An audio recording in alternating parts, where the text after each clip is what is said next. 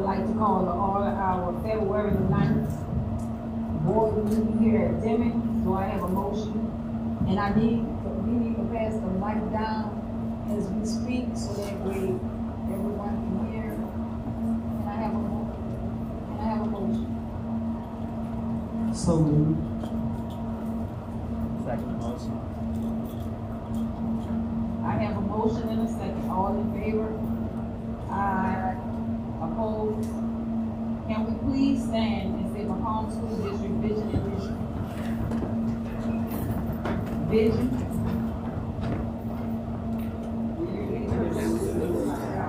Change the world. Mission.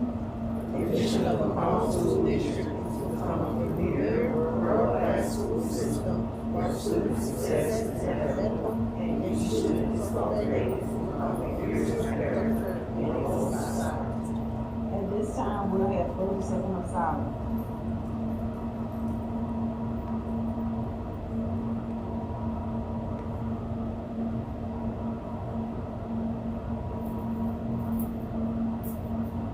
Thank you. You may be seated.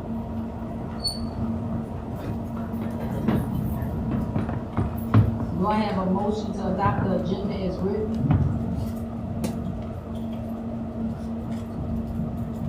I move that we adopt the agenda as written. I second. I have a motion and a second. All in favor? Aye. Opposed? At this time, Mr. Vick has school board recognition.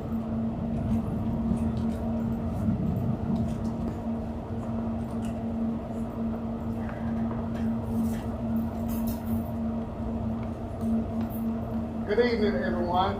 In honor of School Board Recognition Week, we have two proclamations that were sent to us. One from the governor's office and one from Macomb Mayor. I'm going to read the one from the city of Macomb. They both read the same, so I'm going to read the one from the city of Macomb. City of Macomb, Office of the Mayor Proclamation, honoring school board members Recognition Week.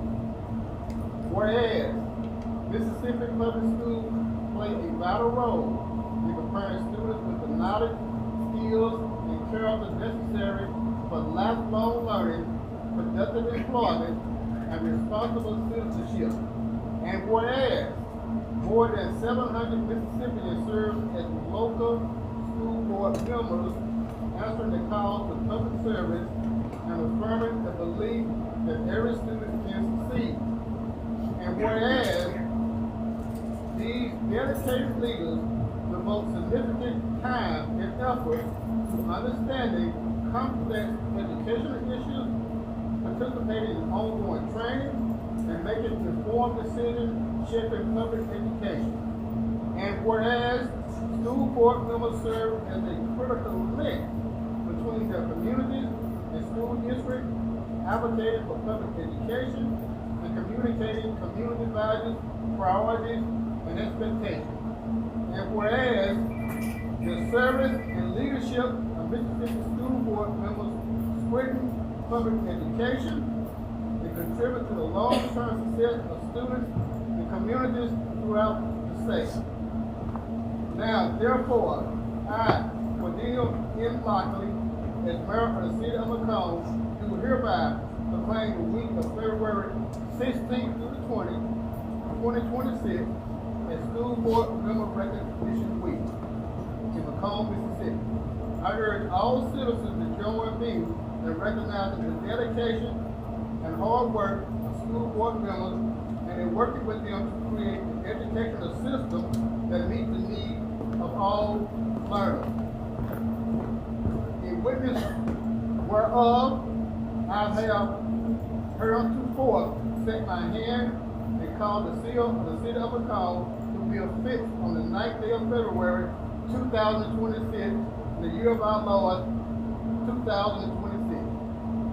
This is the proclamation from the Mayor of Macomb. And we also have one from the Office of the Governor, which reads as stated. So I won't read this again. Let's give our school board members a round of applause.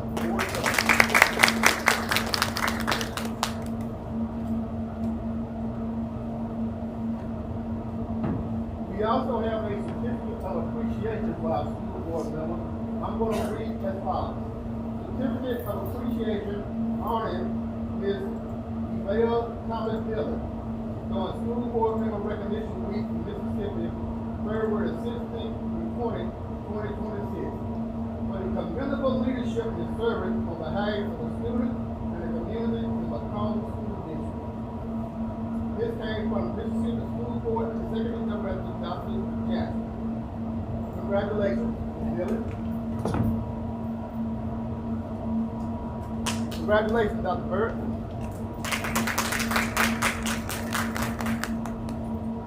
Good morning. Congratulations.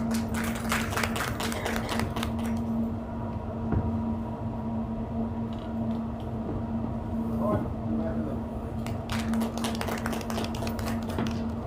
Thursday, congratulations.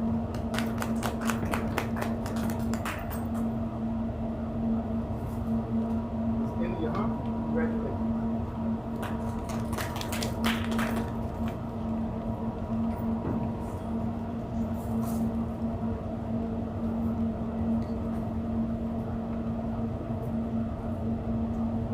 This concludes our proclamation. Let's give our school board members another round of applause.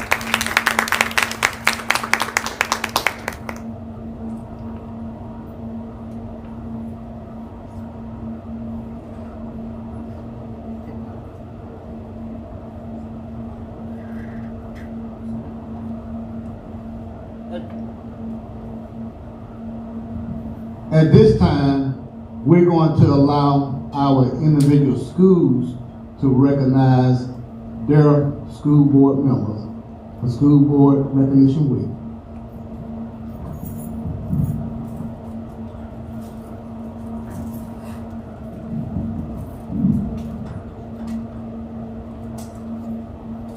Good evening. Good evening. Our school board member is Attorney Day. If you please come forward.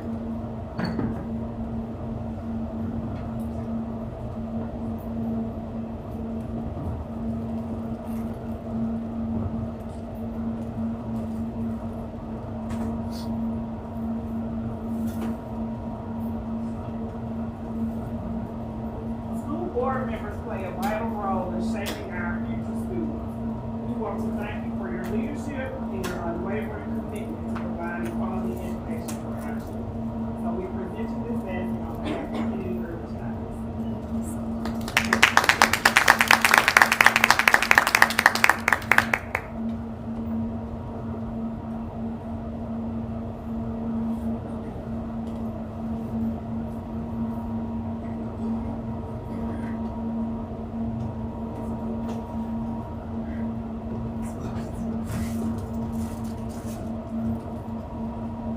Mr. Dale Martin, will you come forward?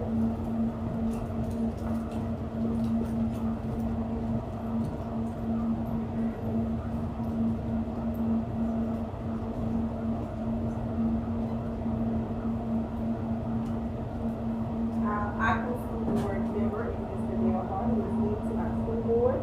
Behind every classroom lesson and plan stands leadership steady, thoughtful, and strong. In Macomb, our vision is shaped each day by those who guide us along the way. With wisdom, care, and service truth, we place our students in our lead.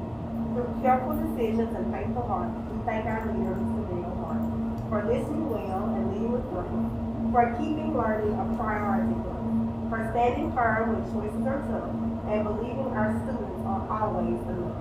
This week we pause with pride to say, your dedication light Macomb. Because of your service, our future is bright. Thank you for leading with purpose and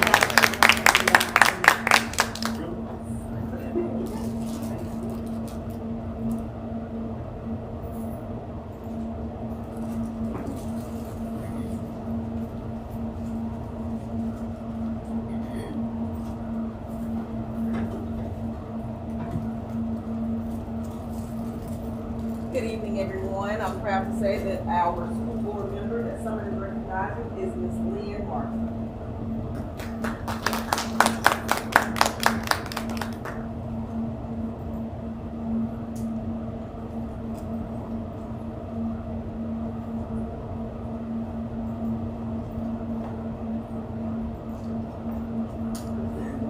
There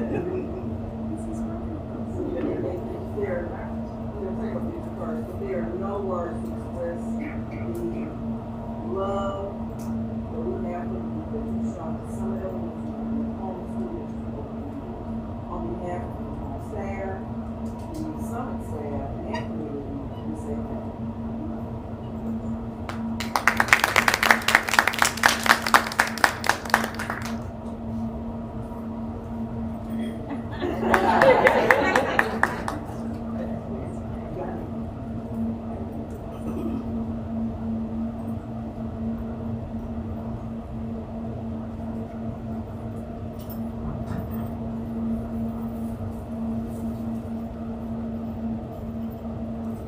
Our school board member is Miss India Harper. Will you come forward, please?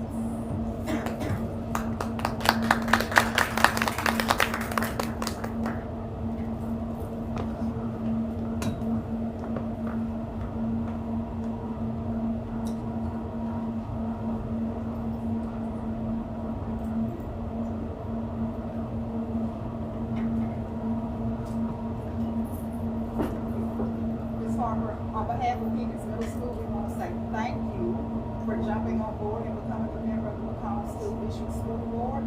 What school board members do every day is vital for the success of the Macomb School District, and we greatly appreciate your service. So on behalf of Peters Middle School, 56th graders, we have a small token. This is basket, and we also have a unique piece of art that some of our art students created. It's a tiger. I know you're former alumni. It's a tiger, and it has some of their thumbprints in the picture.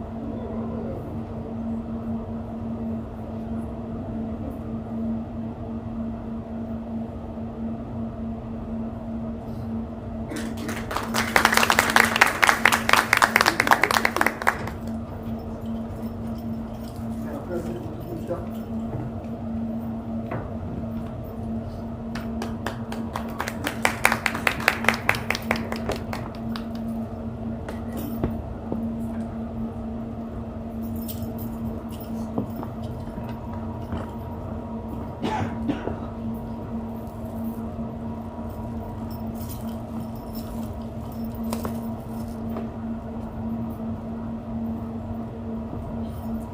Our school board member is Madam President Eville Dillon.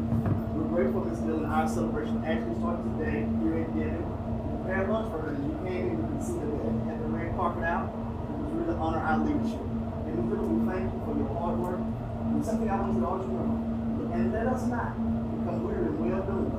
For in due season we shall reap. And we thank you. Thank you, Ms. Dillon.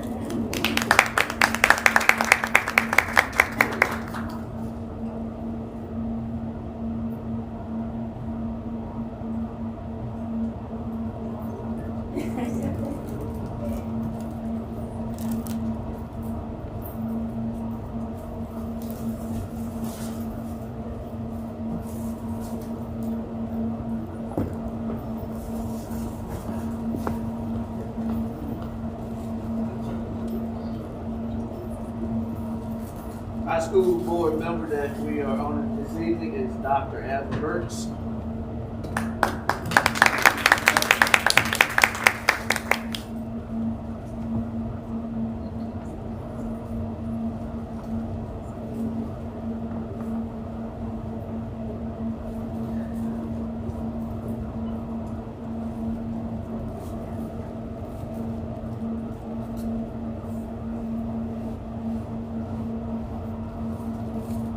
Dr. Burks, we would like to thank you for your dedication and everything that you do for the Macomb School District. We thank you for your leadership. We just pray that God just continue to bless you as you move forward and look out for the community and our students.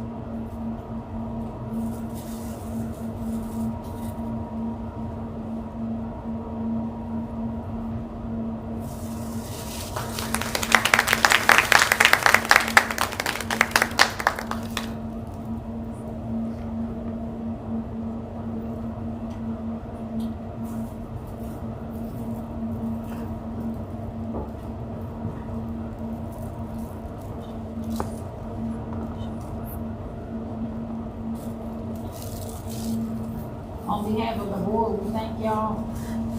Next, we have technology update from Mr. Robert Biggs. Good evening. As of today, we are about 25% complete with the Wi-Fi installed at the high school. We hope to have it completely finished by the end of next week. So we're trying to make sure that building is covered not only before testing starts, but enough time that we can go ahead and start working on the other schools. I also want you to know that the RFP closed on January 30th. Our department will be scoring that this month so that in March the board can go through and look at our recommendation for who's going to take the RFP for the cybersecurity grant that we got last year. Those are the two big updates we have right now. Do y'all have any questions y'all want to ask me?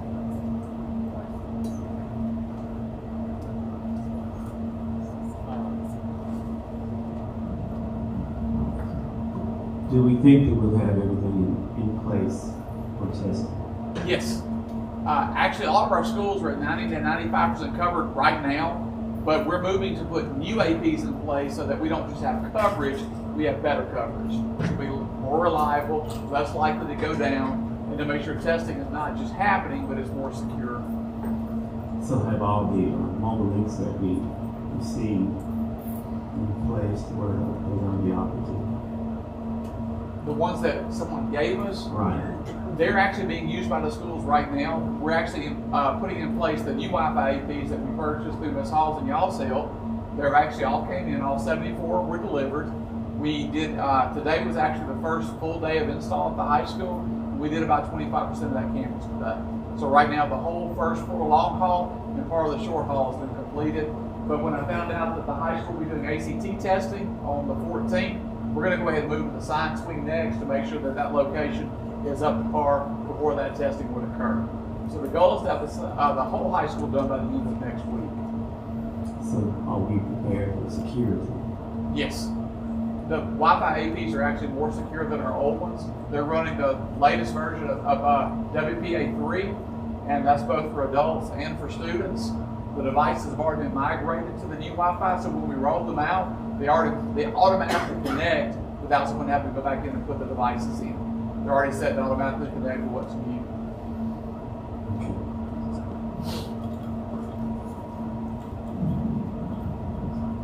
Thank you. Next, we have school at risk. First, we have Higgins and then Deming.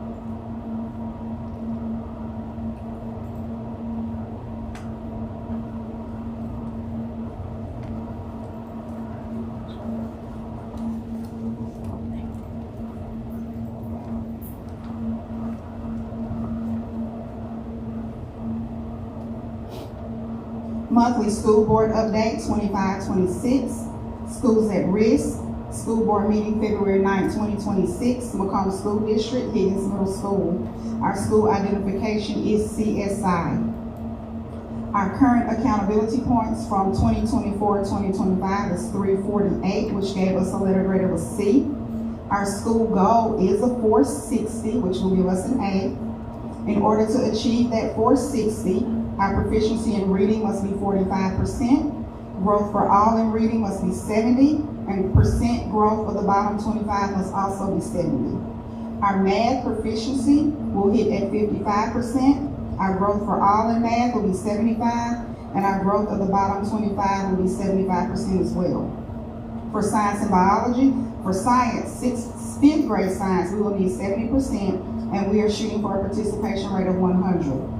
When we look at our middle of the year assessment data, which is coming from benchmark 2, our proficiency in reading is 39.1%, our growth for all is at 56.1, and our growth for the bottom 25 is 58.6. Our math proficiency is 47.3, our growth of all is 69.4, and our percent growth for the bottom 25 is 74.3.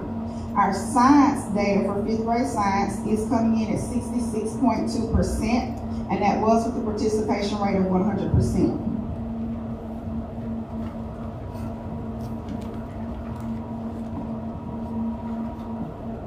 Our monthly data for the month of January, our total school enrollment was 265 students. Our student ADA is 91.24%. Percent of students with 2 or more absences for the month who are chronically absent, 21.37%. Our teacher attendance rate is 97.53%. And for January, we had 49 discipline referrals, with 12 of them being bused. Our total allocations for 2024 fiscal year is remaining at $6,934. Our total allocations for year 2025-2026 is $73,454, and 2026-2027 allocations have not been released. Any questions?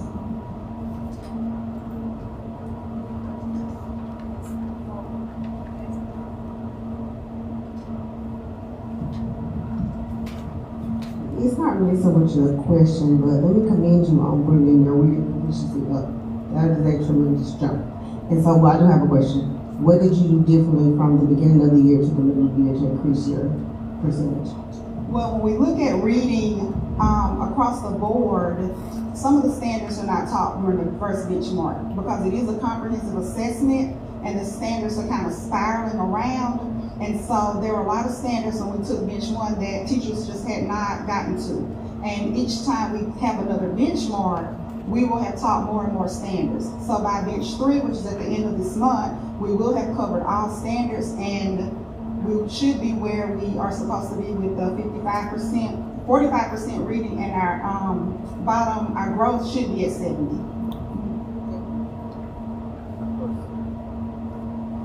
My question is, did you have any type of parental participation? Yes, we do. We schedule parent-teacher conferences all the time. They're happening every single day at Higgins Middle School. I actually was in conferences with parents all day today. I had 4. We also have our interventionist who also makes, we do data checks with parents as well, and she meets with parents on a weekly basis.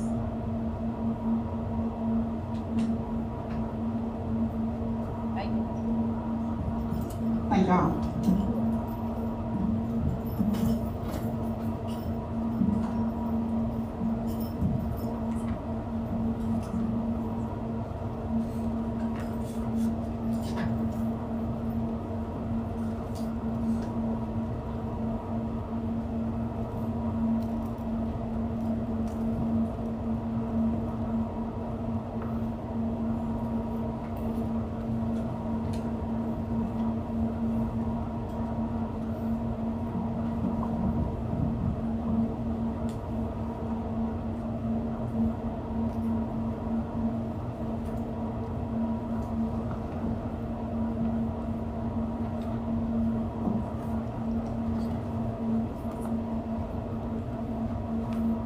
We'll actually begin our report on the second page. The date of the school board meeting is February the 9th, 2026. Macomb School District, the name of our school is Denver Junior High School. At this point, we are, school identification is TSI for ELA. Our current accountability points are 242 points. Our school goal is to become a 352C.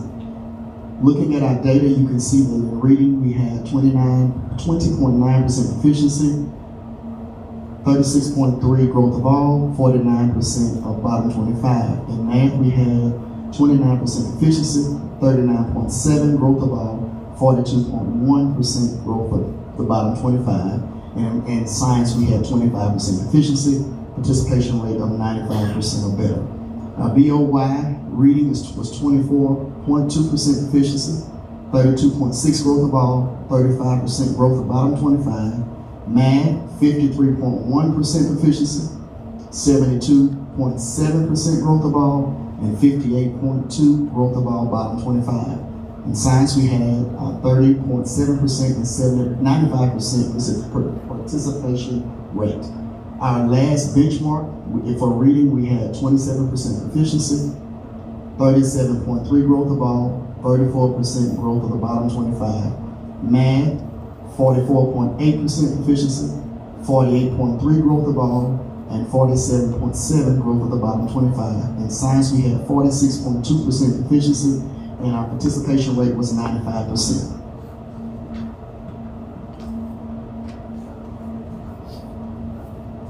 Looking at our total enrollment for which would be in January was 297. Our student ADA was 89.67. The percent of students with 2 or more absences for the month is 31.91. Our teacher attendance rate was 97.09, and number of discipline referrals was 20 for the month. Now you can go to the front page. It's where you can see our actual plan, where we have actually written the vision, and we're making it plain that we're expecting to be a 352 or greater. C, there's some things that we put in place concerning our leadership. Ms. Jones and I, we're doing classroom observations. We're ensuring that students will begin after-school tutoring starting next week. We're working with those parents, with our counselors also assisting and making sure we're communicating to get those students there. In the classroom, we're doing teacher tables, we're doing boot camps, we're doing push-in and team teaching. We also have interventions that are coming in. We have our consultants that are here, and we also have personnel that are coming in to assist us, and you can see that those that are listed. Our goal to be for 8th grade science is 65% proficiency. In 7th and 8th grade math, 50% proficiency, 70% growth of all, and 70% growth of the bottom 25. In ELA, we're expecting to have 25% proficiency or greater, 50% growth of all, and 50% of the bottom 25.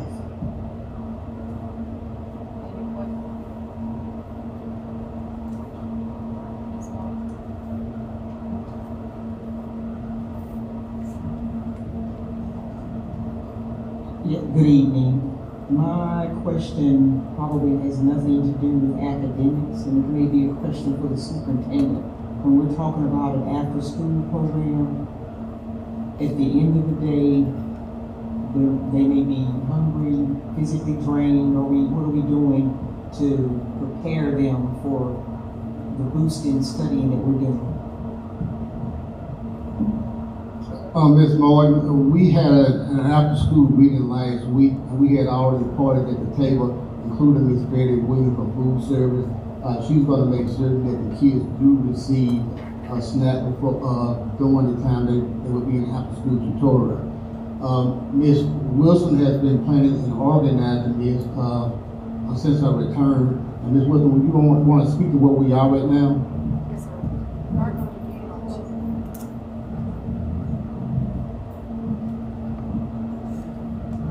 We are going to begin on Tuesday, next Tuesday, February the 17th. We will be meeting on Tuesday, Wednesdays, and Thursdays afternoon, at the afternoons. For the snack, they're going to be served, all of the schools have a schedule, they'll be served immediately after school, and so that they do have that boost in order to learn. There's also enrichment activities on each of those schedules, so that they're doing our academic, English, math, and science at 5th and 8th grade. However, we do know that we need something to also keep them there, to stir them. And so even as we look at enrichment, we're ensuring that enrichment still incorporates skills that can help to boost their understanding of the English, math, and science standards.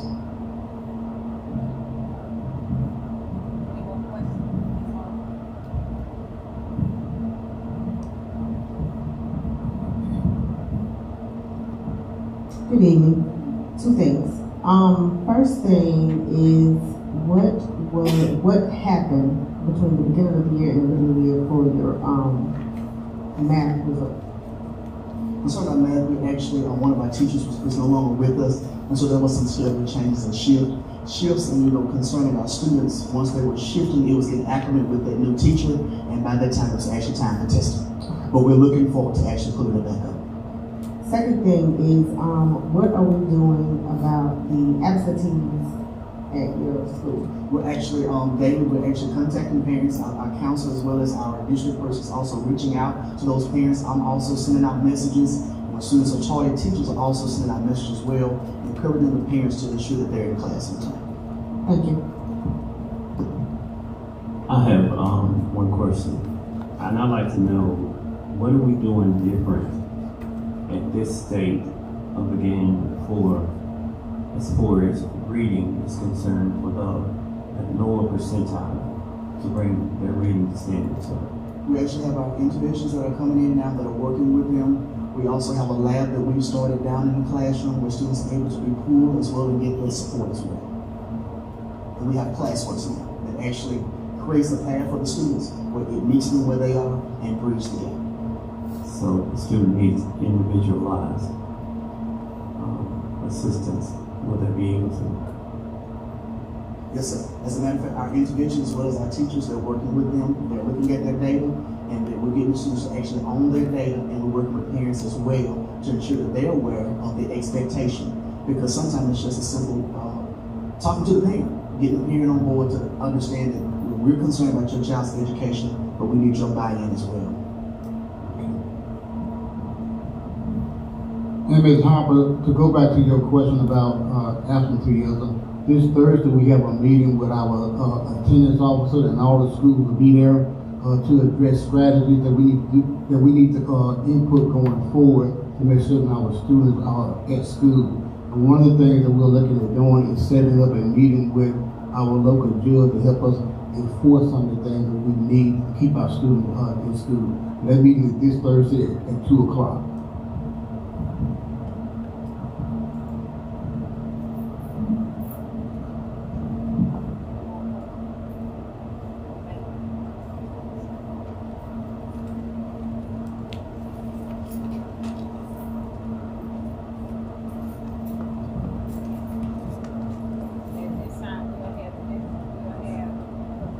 Data update by the principal, benchmark. Is it the principal or is it going to be? Could be a little combination. Okay. Well, we have the director of curriculum, Ms. Butler. Good evening, everybody. We would like to take some time tonight to just go over some of our data from our benchmark 2 assessment that was taken before we went home, before the winter break. When we got back in January, the data was compiled and we had some sessions with each school to look at the data that was input into equity analytics, and some plans were done by principals. And so we've just kind of taken a deep dive into the data. So tonight, we're going to look at the data packet that was shared with everyone. In the data packet, it consists of data from each school. As we get into the tested grade levels, which are grades 3 and above, each one will have their grades broken down by grade, and then each school will have an overall slide. So we will talk about each slide for the overall school, and then principals, they will come forward and share anything as far as plans or any new directions or any incentives, anything that they have that they've been working on to address the benchmark 2 data, and anything going forward to benchmark 3. So without further ado, we will have Kennedy Elementary to come forward first.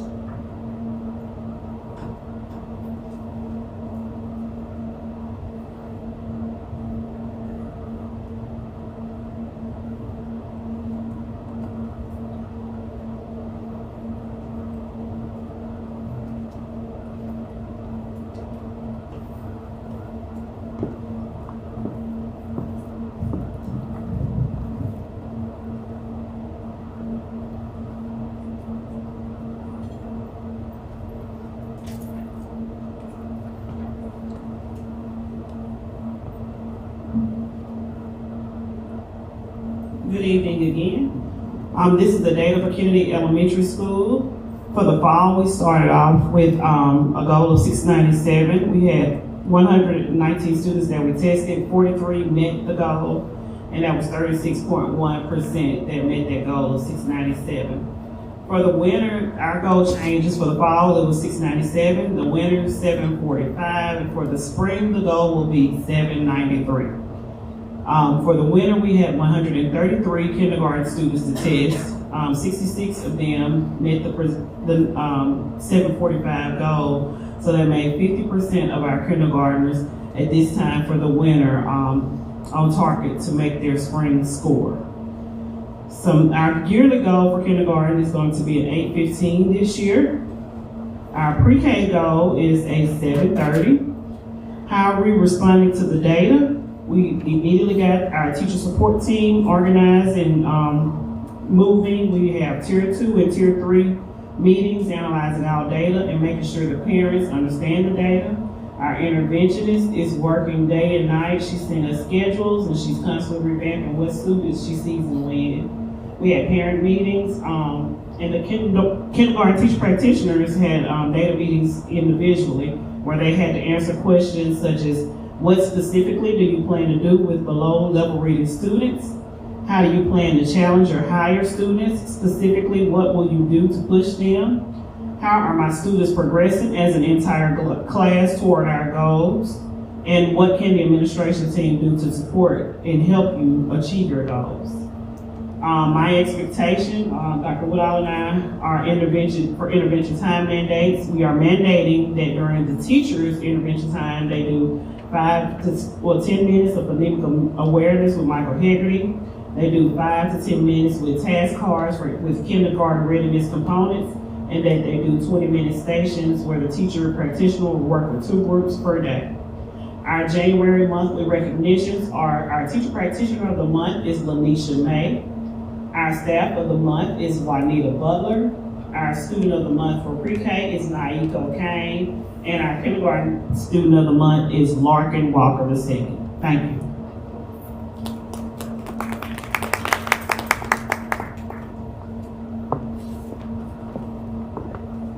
All right, moving on. As we mentioned before, we're going to just go by overall grade level for each school. So in the packet at your leisure, you can kind of look by each grade level if you like. We're going to move right on to the overall grade, which is a combination of each grade level in the building. So third and fourth grade in Atkins building, the overall slide, it consists of a combination of what each grade level and how they perform. So as Atkins is coming, just to go over the slide to give you an idea of how it's set up. I know we have Ms. Harper and Mr. Hart, our new members, so I would like to just kind of go over the sheet and explain how it's set up. When we look to the left-hand side, we have proficiency, we have growth for all, and we have growth for BQ. BQ is bottom quartile. You'll hear us talk about, use that abbreviation, but BQ is for bottom quartile. You will also hear bottom quartile sometimes referred to as LPS, which is lower performing students. In the black, where it says 20, 24, 25, these are actual scores from last year around the same time for benchmark 2, but they are not the same students, it's the different cohorts. So on the left-hand side in reading and on the left-hand side in math under 24, 25, those students right now are at the next grade. So if we were looking at the third grade slide, those students would now be fourth grade. If we were looking at fourth grade slide, they would now be fifth grade. So it's a different cohort of students. So in the red, 25, 26 are the new scores for this year's benchmark. So for reading, at Aachen overall was 34.4%, growth for all was 55.9%, bottom quartile growth was 59.1%. In math, for this year, it was 39.6, 50% growth for all, and 34.1. Ms. Chapman, Ms. Bonds, you may go ahead. Good evening again, everyone. We have seen some great gains in reading. After the first benchmark, we were able to hire a reading interventionist who has been working with our third and fourth grade lower performing students, our bottom quartile. And so we have seen some growth from that. We are still struggling with our math bottom quartile, so we need some support in that area. So our action plan going forward, how are we responding to our benchmark 2 data? We're still looking at student accountability. We're making sure that we have data chats with students weekly. Ms. Bonds and I are also talking with students about where they are, what their goals are for the next benchmark. We are addressing student behavior. At Aachen, we have quite a few students who are repeaters. You know, those are the kids that continue to act up, so we're trying to come up with some creative ways to make sure we're keeping those students in class, but not allowing them to interrupt learning for others. We're also doing attendance incentives, talking to parents. We're sending Mr. Jones out for home visits for those students who are having attendance issues. We are looking at teacher accountability. The teachers are looking at their individual school boards. They're coming up with individual plans for how they are addressing their data, and they're using that data to plan for their teacher tables and their centers. We're also doing teacher attendance, where we're giving incentives for teachers. We know that this is a struggle part of the year, where a lot of teachers are sick, but we want teachers at school so that they are teaching children. Our instructional focus is on Tier 1. We have Mr. Zach, who is our MDE coach, who is making sure that we are effectively using our HQIO, which is My View for reading. We are looking at our instructional schedules and figuring out creative ways to make sure that we're making use of all of our time. We have 90 minutes of instructional time for reading, and we're making sure that we're making use of that time. We're also happy to have our Bailey Group consultant, who is working with student groups in 3rd grade. We're also focused on Tier 2 instruction. We're making sure that our teacher tables are data driven, and we're making sure that we have effective centers for students to actually practice skills. We're strengthening our PLCs and our common planning. Our focus is not on writing lesson plans. Our focus is on effective preparation for lessons. So not just writing a bunch of things, on a paper, but we want to make sure that teachers know what standards they're teaching and know how to teach them well. We're also addressing behavior. We're continuing with our monthly PBIS activities. We're using Class Dojo and behavior charts for behavior management. And we're also coming up with creative alternatives for ISS and OSS. We're also focused on our Tier 3 interventions. As I said before, we have hired an interventionist to support us in reading. But we want to have an interventionist for math as well to address that bottom quartile. And we're going to continue to use our activity teachers and our assistants to help with intervention. Lastly, we're going to continue addressing our social emotional well-being. We're going to continue using our Classroom Champion platform, which I'm happy to report that Ogden Elementary was number 2 out of 82 schools in the nation for Classroom Champion use. All right, and we're going to keep going with our character education using our wonderful counselor, Mr. Felton. And we're going to work with our behavior therapists to provide effective Tier 2 and Tier 3 behavior support. All right, our accountability scoreboard, we want to have a grade of C by the next benchmark. Our reading proficiency goals overall, we want to have a 38% goal of proficiency in reading and 45% in math. Our growth for all goal is to have an overall growth of 83%, that's both 3rd and 4th grade.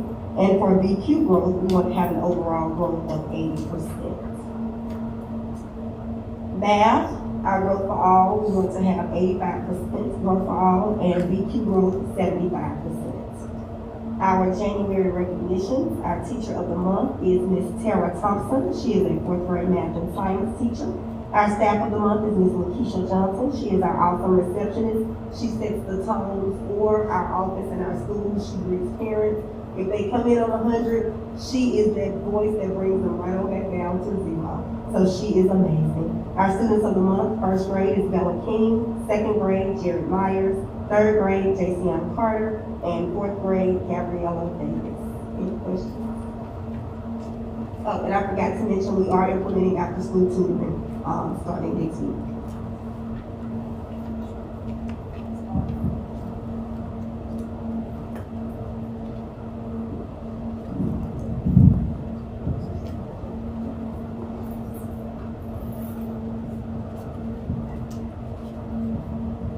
My question is centered around when we talk about in your action plan and addressing behavior, you have creative alternatives for ISS and OSS. What are some examples of creative alternatives? One of the creative alternatives is having parents to come in and sit with students who cannot seem to focus in class. Also, we're doing during activity time, campus cleanup, so students cleaning up during their activity time instead of them being in ISS during instructional.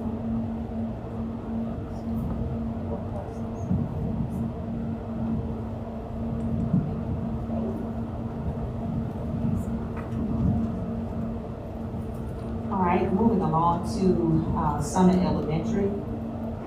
Looking at their overall scoreboard for proficiency in reading, it was 45.6%. For growth for all, 64.1%. In reading for the bottom quartile, it was 91.7%. For math proficiency, it was 48.5%. Growth for all, 51%. And growth for the bottom quartile, 67.9%.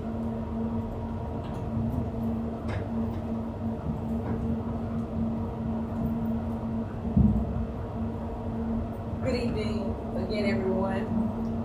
In responding to Summit's needs, we are, of course, looking at some of the key standards. We met with our Bailey group week before last. Each PLC, the reading PLC, professional learning community, and math, we sat down together and we looked and we prioritized those needs. Not only do we look at standards, we look at individual students regarding how they're progressing, how they did on the test, where there might be some misconceptions, some things that might be going wrong with, and we drilled it down to individual students. That's one of the beauties of having a small testing community. You can really drill down and see who needs what. And that's also the case with the teachers as well. You can see that immediate need that a teacher may have, and you can respond to that need.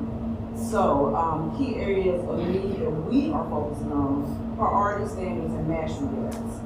So we have some key standards that are power standards when they get to 4th grade, but we have some skill deficits when they enter in August. So there's an end game that we're looking at in terms of the rigor of the standard, but there are some skills that they're missing in order to align to get to that end game, which, is the test. And, so we're double dipping a lot of times. We're teaching ways that we learn the skill, practicing the skill, but we're also trying to make sure that we are giving them the instruction that they need so that they can do well on the test.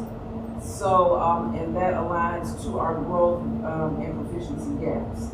In terms of the testing lingo, our 3A kids are considered vocal kids. 3A is a higher, it's not your bottom, your low kids that are usually easier to grow in testing lingo. When you get to your 3A, 3B level, it becomes it's a skill game. A veteran teacher, lots of skills, lots of hands-on deals. So we're looking at building capacity in terms of the support in classroom so that we can bridge those gaps. We have the expertise of Ms. Waller, who has previously been a math coach. In her new role, it's a bit of a challenge to get in, as she did when she was a math coach, but she does take time to get in to support the 4th grade with those learning gaps. And we have a wonderful 3rd grade teacher who was a graduate of Macomb High School, Macomb School District, and she's doing a wonderful job. Miss Dr. Waller goes in to just support her, to see what resources.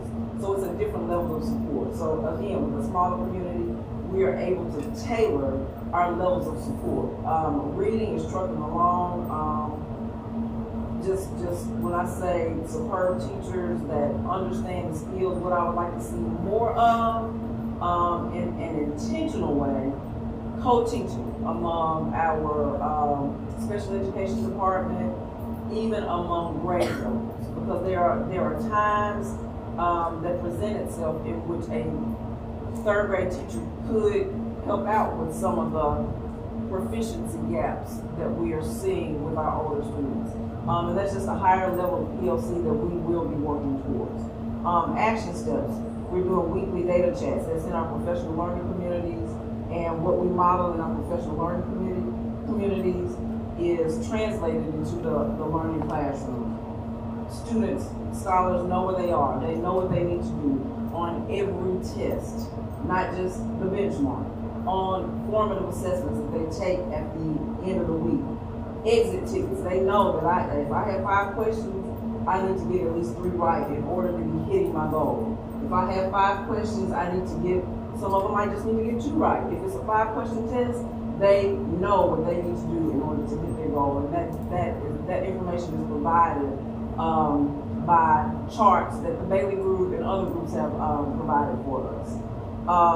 So again, I was saying short cycle assessments, we don't wait until the benchmark, we don't wait until the midterm. We formatively assess. Sometimes it's an oral asking, you know, it might be just oral, sometimes it's written. So those things are very, very important. We give our scholars feedback immediately, and we monitor progress. So again, everything is data-driven, action-oriented, and growth-focused. Our instructional focus, priority standards and alignment, PLC modeling and teachbacks. That is a goal that I want to get to. We haven't gotten to the teachbacks yet. We sent a group of reading teachers to a conference on Mississippi Gulf Coast in December. So with that, not only do we want you to present information that you saw, but we want to see exemplars, teachbacks. When you do that, what does that look like? Whether that's a video of it, whether that is modeling it in a PLC. That is a goal that we are getting to. Small group instruction, high yield strategies. We are working very closely with Ms. Duke, who is a colleague of Mr. Zach from MDE, and scaffolding, working with scaffolding, guided practice, gradual release. All of those things that are in our high quality instructional materials. She is working very closely with the teachers to ensure that they are getting that done. Formative assessments, and again, reflection and feedback. Our student goal setting, I've mentioned that before. We have growth celebrations and incentives. Most recently, we had a pizza party for those students that did well on their benchmark. By well, they were either proficient or either they grew. So even if, you know, they may have gotten a 25% or 10%, if they grew from a 1A to a 1B, that's growth. If they hit their growth goal, we want to celebrate that.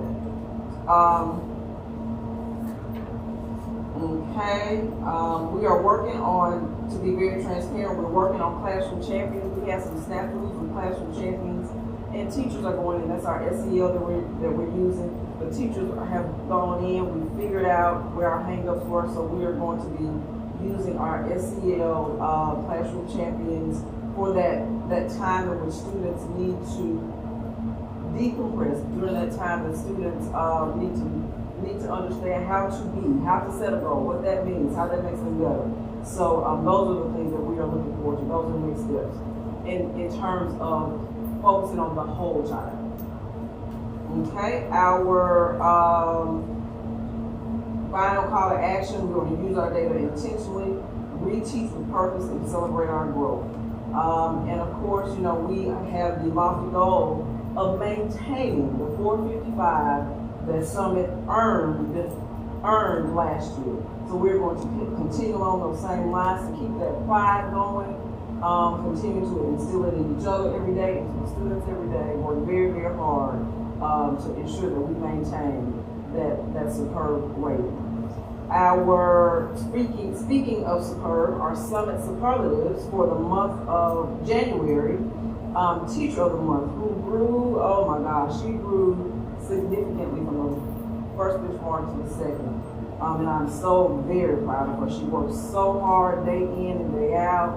She is what I put in the mind of an old school teacher in a new school body. She is wonderful. She is wonderful. The third grade team is a wonderful team. So her name is Ms. Monique Gardner. I can go on forever. See, she knows me now. Okay, support staff of the month is Ms. Jasmine Johnson, and I am so happy to have her aboard. She works closely with the SPED teacher, but not only that, she works with all the teachers to ensure that the SPED students are getting what they need. And I'm harassing her right now, but she needs to get certified. She needs to be certified. We're gonna get her certified. But her name is Ms. Jasmine Johnson again. All right, our Summit superlative students: first grade, Austin Timms; second grade, Terrell Moore; third grade, Giovanni Lewis; fourth grade, Denasia Perkins. Are there any questions? I have a question. My question is about something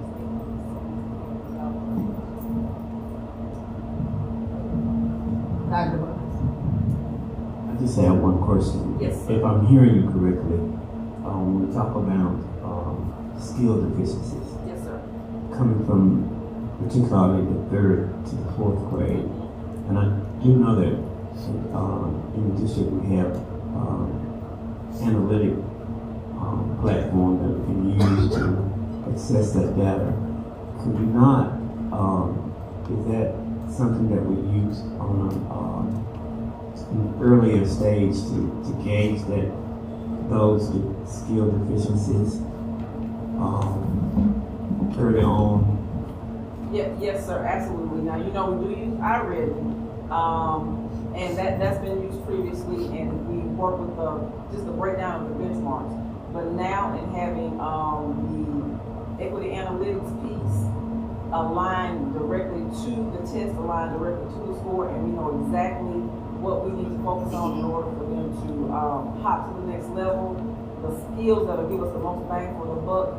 Yes, sir, that is an absolute great piece that we are weaving in, that we see making a difference. Yes, sir. Okay, yeah, I kind of feel like that may be something that can really help get those skills Yes, sir. early on. Yes, sir. Yes, sir. But my question is for Mr. Vick, because for the last several years, the kindergartens coming out of Higgins has scored high in reading. So I don't know where the ball is being dropped once they come over to Aiken and Summit. So we need to bridge that gap. Because we had the highest in the state, like number 2 or 3 in the state coming. And I'm not saying Summit, I mean just the next level, when they come to the next level. And I also, and this is me personally, would like to see, because of the grades at Aiken and Summit are the same, that we have a collaboration that everybody is doing the same thing. So we need to, the campuses needs to be, if I go to Summit, because those kids, when they leave Summit and I can go into Higgins. So we need to collaborate on some of the items so we can get clear on how to move. Like I said, that was something that's big. That's just my, so whatever we doing. And to that point regarding the high score in which they're getting at Kennedy, and then you know how they land when they get to the elementary schools, it's the rigor ramps up. You know, it ramps up. They're getting the skills that they need, but then we start focusing on applying application, and it just digs a little deeper. And, you know, we have to call the real the real. We know that COVID happened. We know that there are some social, emotional pieces. That's why I am very excited that we do have all the kinks worked out so that we can get that social, emotional piece. We have some social, emotional pieces that play a factor in and that sometimes hinder learning that, you know, we have to, you know, that plays a part into. So it goes from me learning I'm just being very, very flat here, learning my ABCs because I know they do so much more at Kennedy. Then we move to 1st grade where we not only have to know that the A is an A, you have to know that that short A in that word makes this sound. Then we have to know that that word is drawing a mind movie and I need to be comprehending those words that I'm reading. So you know, we add a deep level of rigor from kindergarten to 1st grade. You all teach it, and then they have to read on their own. You all teaching, reading, my hat goes off to every reading teacher in the world. It's not an easy job. But anyway, that might be some of the concern that you have. But I do agree that working together and have a succinct plan, moving forward, working with our gifts and our deficiencies across staffs, particularly since we're serving the same age levels, makes sense. It just makes sense. Is that all? Yes.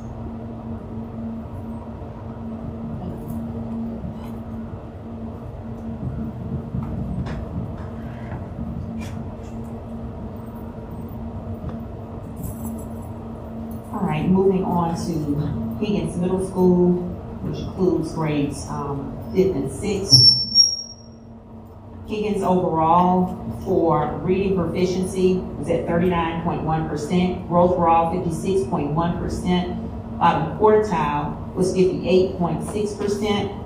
Math for proficiency was 47.3%, growth for all 69.4%, bottom quartile 74.3%, and notice that for 5th grade it adds science. Science is tested in grades 5th and 8th. So for science, and it only counts for proficiency, their science was 66.2%. Okay, at Higgins, in order for us to maintain where we are and push forward towards our goal, we focus on just good quality tier 1 instruction every single day, all day. We have excellent teachers there who they are devoted and they are excellent at their craft. As I stated before with the reading standards, when we look at our proficiency in reading, we are not far from our goal of 45% in proficiency, and once all standards have been covered for bench 3, we will be very close to progressing towards that goal. Also, our growth for all with the bottom quartile, we are looking to reach that to 70%, and of course by us reaching those bottom standards, reaching those standards that haven't been touched, we will be reaching towards that. We're also adjusting our growth groups based upon our bench 2 data. And so what we did, we went into equity analytics and we looked at all students who have the potential for proficiency, and we are adjusting what we do for them every day in the classroom and how they're being pulled by teachers. We also went in and looked at any of the students who may have been lower achieving, a 1A or 1B, but we know that they can gain skills that can move them to another level, and we are making sure that those students are also being serviced by the interventionist. Our interventionist does do tier 3 pullouts 3 times a week with the majority of those students. And also during growth groups within classrooms, we have our activity teachers that push in to make sure that those students are getting individualized learning based upon their skill level. We also have spent quite a bit of time preparing for the after school program, because we know that we're going to get a lot of bang for our buck with that program if it is utilized correctly and it's successful. So the first thing that AP Butler and I did was we went to equity analytics and we looked at all of our students who gave us 0 growth points for bench 2. And so then we went in and we ranked those students, and we made our courses for ELA reading, science, and math based upon those students who gave 0 growth points. We also went in and looked at the students who were at proficiency, close to proficiency, or we knew that they could move to proficiency. We have data chats with those students every single day. Our interventionist, she has a little table set up in the cafeteria where she meets with students so that they know where they are. Some of the same things that I heard Kennedy, Summit and Akin saying, we make sure that those students know if I need 2 more questions to reach my next level, they know that. So they're aware before they take any assessment what their actual goal is before they even sit down to take that assessment. Also for after school, we decided to go in and look at the power standards. So power standards are those standards that are going to give us more bang. We can get students to achieve more if they master those standards. And so we are basing our after school lesson plans on the power standards for each subject. We also decided to take a hard look at our EL and our special education populations for after school. So we did target them, and all of those students are invited to the program, and that is so that they can get another dose of instruction, individualized almost, within that program. We know that those students, especially with Higgins being in school improvement for special services, we know that we can push those students if we have that one-on-one after school. So we looked at those, and all of those students did receive an invitation. We're also utilizing Lexia with our subgroups, which is a program that has like an individualized plan, especially with our EL students, and we've had a lot of success utilizing that. We do have Ms. Evelyn Williamson in our building who works with our EL population because we do have a subgroup. We also decided to regroup our teachers who push in.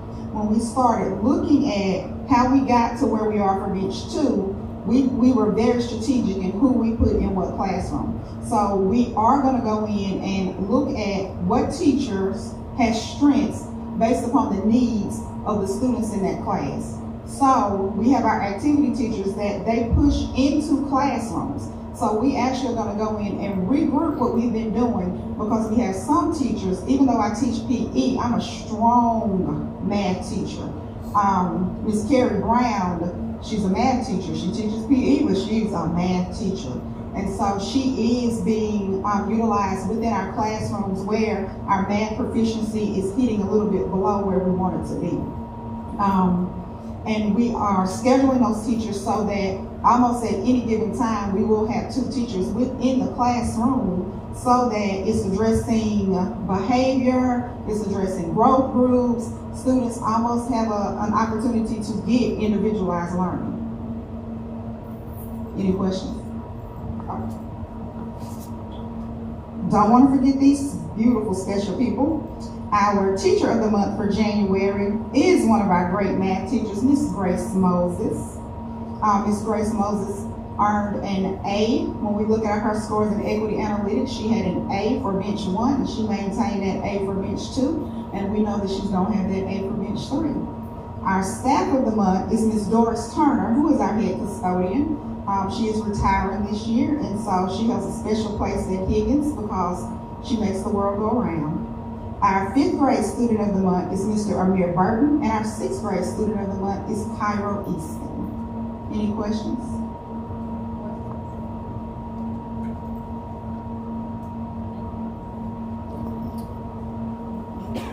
All right. Moving on to Vision Junior High, which consists of grades 7th and 8th. We have their overall slide as they come. Reading proficiency, 27%. Growth for all, 37.3%. Bottom quartile, 34%. Moving on to math, proficiency is at 44.8%. Growth for all is at 48.3%. Bottom quartile, 47.7%. And 8th grade science is in this box, which is 46.2%. You can look back at our plan for this year, our support plan, but to go into more details, at our academic as well, we have our consultants and our team that we put in 3 times a week. For our 7th graders, it'll be Dr. Harper team. She'll be working with the 7th grade teachers as well as the students. For our 8th grade, it'll be Bailey consultants that will be working with those 8th grade teachers as well as the 8th grade students. One of our focuses going forward is looking at working with our SPED population. In the past, we have not gotten a lot of points concerning our SPED, but working with them will put points on the table. So it's our goal to get some growth there. We're also looking at co-teaching and working with others to ensure that we're doing what we need to do and working with our consultants to help prepare for our boot camps that will be coming up soon, and looking at our PBIS. Our teacher of the month is Michael Martin. Staff of the month is Gail Dillon. 7th grade students of the month are Sanzir Gearhart and Nehemiah Caston. 8th grade is Caitlin Brister and Aaliyah Seals. Any questions?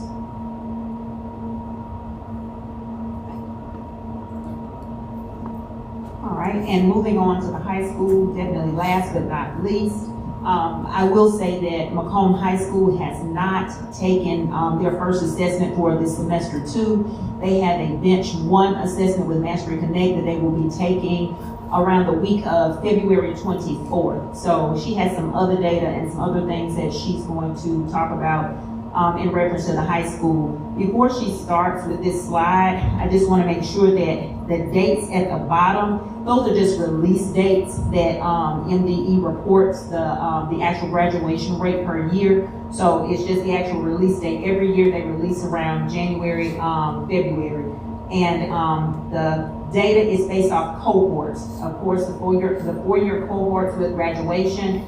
For example, the data that was released for 2026, that cohort started in 2021 and ended in 25.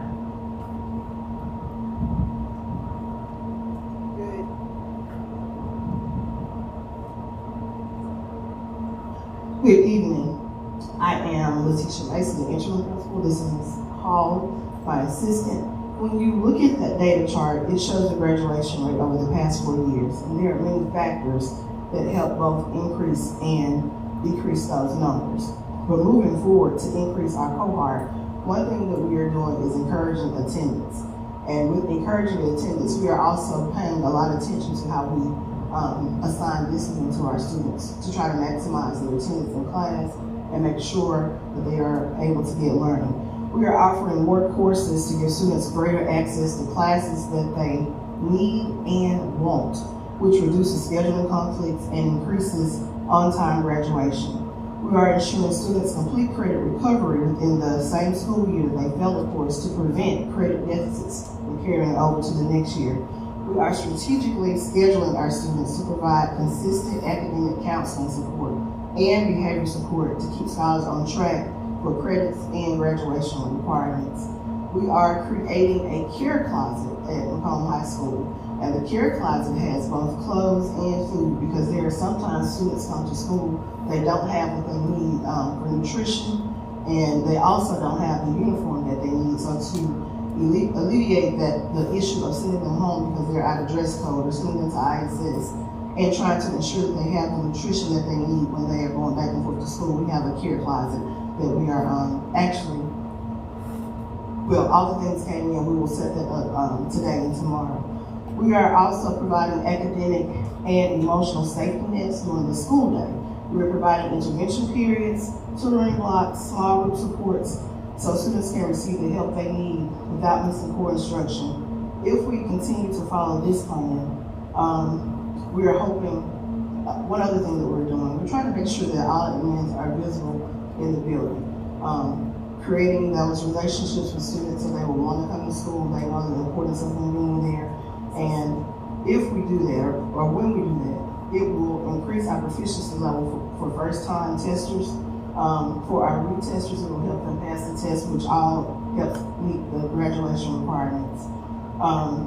Macomb High School participated in the 2025 Fall MAP Assessment, and I am pleased to announce that we received 69% proficiency in biology and 81% proficiency in algebra. All right.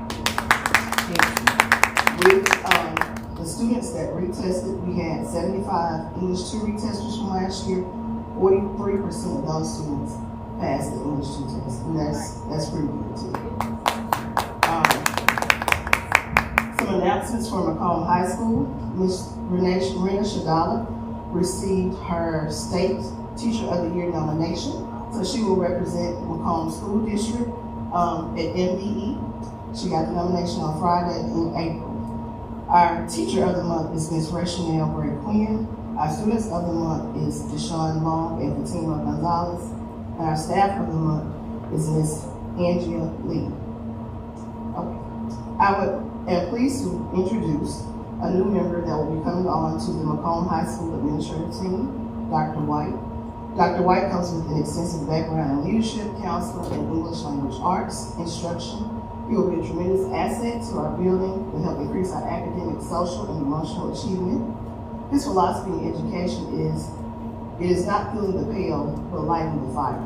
And I hope that you will join me in inviting Dr. White to our team.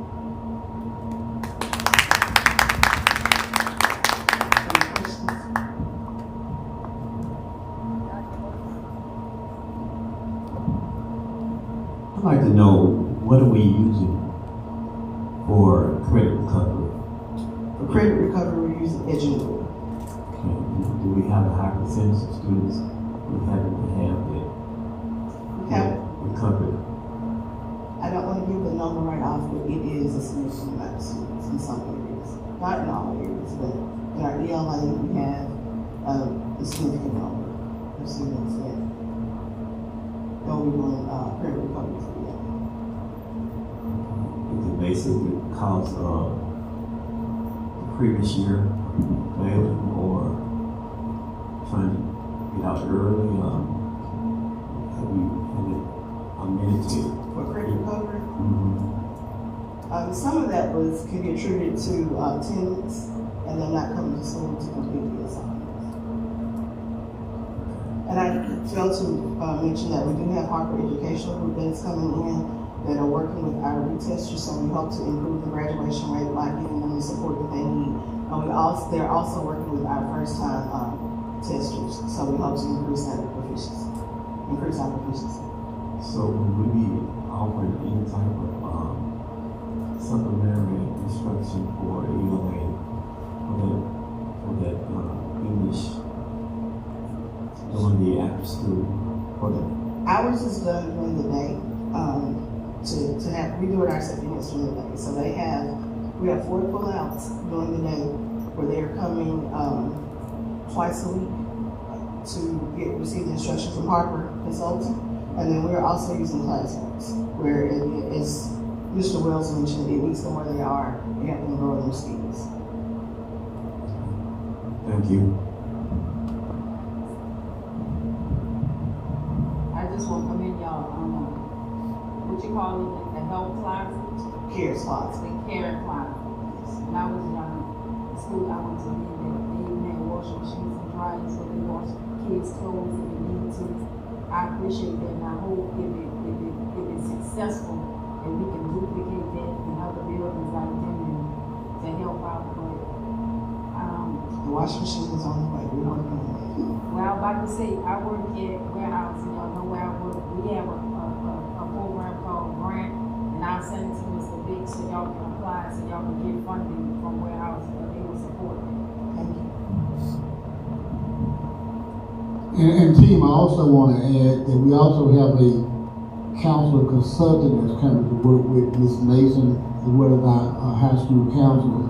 And the goal is to make sure that we take a look at every one of our seniors, every single one, and make sure they're in good shape for commencement. Then they're going to go back and take a look at scheduling from there.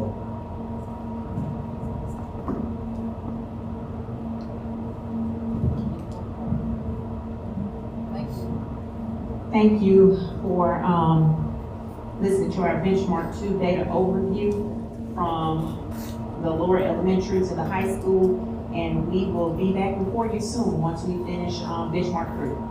Thank you and have a good evening.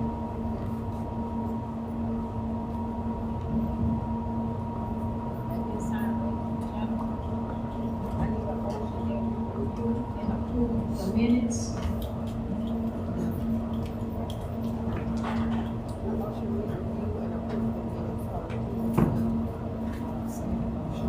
I have a motion by Ms. Harper and a second by Ms. Martin. Any questions or concerns? All in favor? Aye. Opposed?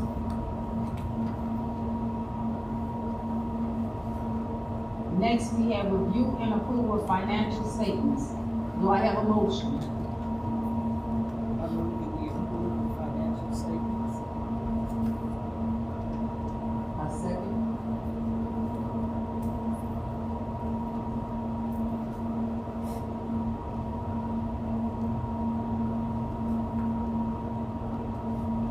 I second. Ms. Martin's motion, I second. Any questions or concerns about financial statements? All in favor?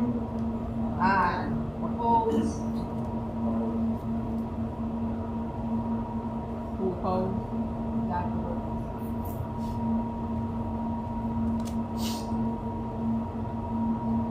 Can I have a motion for review and approval of claims document?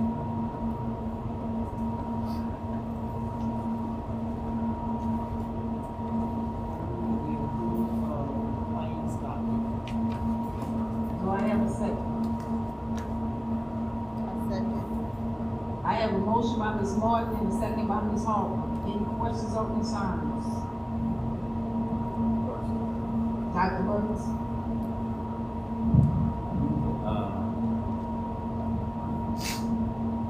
I need just for clarification.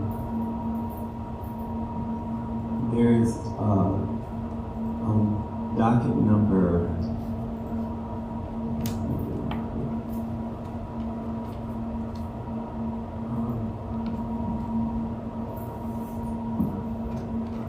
it's for the I believe it's it's docket number 847514. I need to know if those are going to be for all school locations or is it just for one particular school?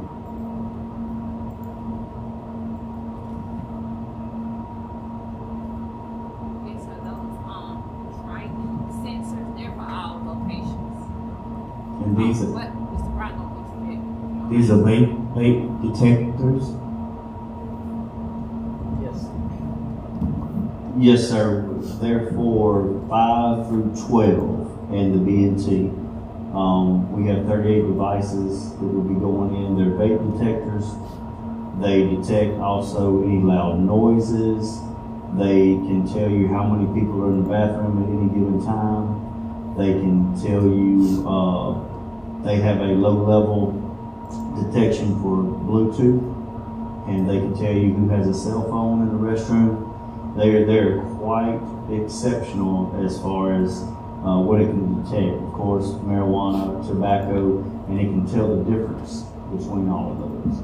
So it's very high tech, and I anticipated we've had so many kids over the years get expelled because of vapes and things of that sort. So I see this as another deterrent, not necessarily to catch people, but to deter people from doing those activities in our restroom. So how is the information collected? Is it sent to a central location so that the administration can proceed? Yes, sir. It will be housed in our Milestone X-Protect platform that we've had for many years. It goes along with our cameras as well. So these will be integrated into that Milestone X-Protect, and it will also have alerts that it can send to administration and tell what type of alert it is. It'll say, vape detected, or it may say loud noise. God forbid, it can also detect gunshots. And another added bonus to this is we have cameras outside just about every one of our restrooms, 5, 12. Whenever that sensor goes off, it turns on that camera that is outside the bathroom, and it will record whoever's coming out and going in, and so you will actually be able to, because of our camera setup, pinpoint who that was in the restroom. Let's say they flush a vape down the toilet, which happens often. That will be, we will be able to see who comes out after that. Thank you. I guess my main concern is once we get the information, and I'm looking at it as a parent, because we get so many, oftentimes we get these things about my child was not vaping, it was the other child. They lying on my child. So how do we, I guess that'll be a day-to-day policy put in place, but what I'm saying is hopefully this can kind of deter that and kind of settle that dialogue among parent, teacher, administrators, and so forth. Maybe you can. Yes, sir, Dr. Bird. Really, the goal is not to have to deal with these being situations, because we want it to be a major deterrent for students. But if something does happen, and we predict that we're going to have fewer situations now, we'll be able to use our cameras to see who's coming out once that alert goes off. Okay, but I just think from the number of students that probably not going to try this now, will make it worth its weight in gold anyway, just to reduce the number of infractions that we should have. As Mr. Brown pointed out, particularly at the high school, we just have issue with students flushing these vapes down commode and clocking the commode, and it creates additional time for our custodian and maintenance. So the goal is to act as a deterrent for the most part.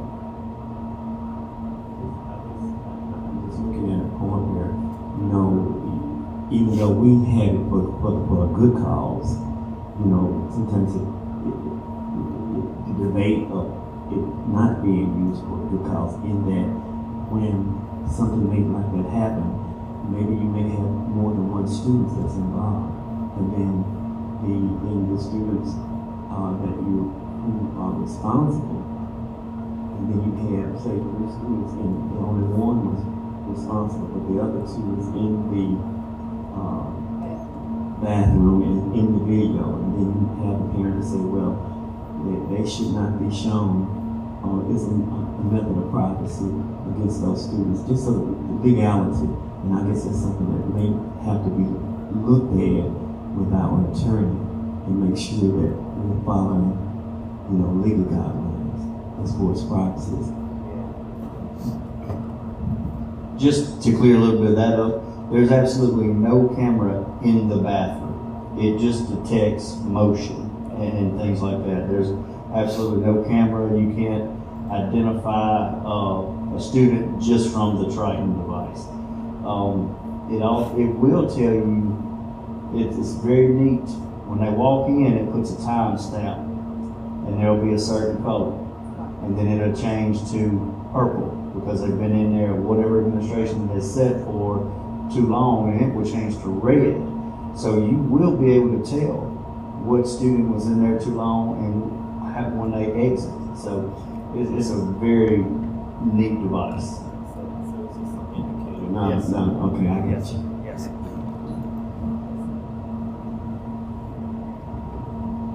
more questions about that? It actually says the 5th through the 12th grade in the B&T. Will we have anything to help us at the alternative school?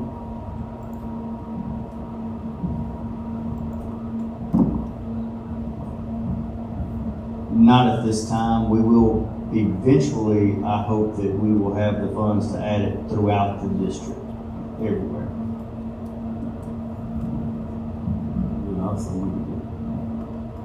And Ms. Martin, I want you to keep in mind, we are eventually going to add it to the alternative school, but the setup is really different at the alternative school for the supervision.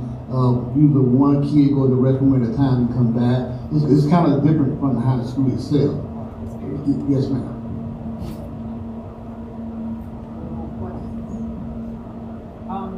Mr. Vick, I have a question about the cell phone bills. We done discussed this, the AG have, not the AG, the state auditor have told us that we should not be spending funds on cell phone. I knew he was gonna get back with us about, reducing the number of cell phones throughout the district. So we won't be paying these bills for phones that we are not even using, and if that's the case, can we have an update by next board meeting, or at least have them turned over by next month? Yes, ma'am. I had Ms. Hall and myself and Mrs. Brown. We went through all of the phones that we have in the district. We're going through them now to see which one is not being utilized. Ms. Hall, I want you to speak to that a little bit where we are in this process right now. Yes, sir. They've been deactivated, the ones that are no longer in use. So we don't have the SROs and one of the attendants gentlemen, and I think maybe maintenance or so, but it's we deactivated the ones that were no longer in use already. So with that being said, on the next claim back, our cell phone amount should be drastically reduced. Now, I can't say that because it depends on the building. You know, it depends on this deactivated last week. But So the eventually- building, oh yes, ma'am, eventually, but I can't say for next month. That's how we just cut it off this last week. Any more questions or concerns?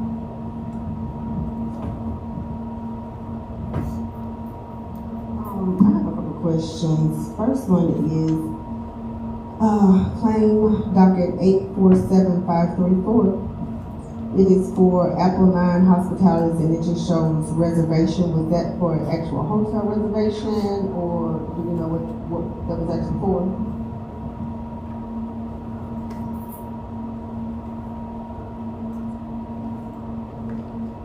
One of the claims back on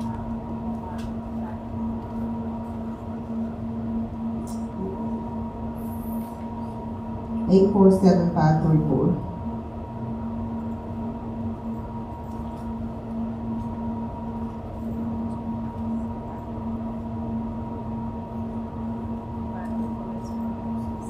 second claim back on what the people is not allowed to do.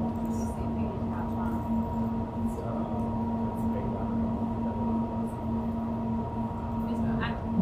I'm looking for what you said. is for Apple 9 Hospitality, and the purpose just says reservation. I'm thinking that's, for the conference, we have a conference at Federal Program, that may be our, hotel for residents. Okay. Can we And that's kind the, of, W-9, that's what they have on the W-9. they just have it set as reservation? No, I'm saying the vendor. Oh, okay, all right. Maybe in the purchase, can we just put like, I guess, the specific hotel? Next time, so we'll know. Yes, ma'am. Okay, thank you. Second one is, it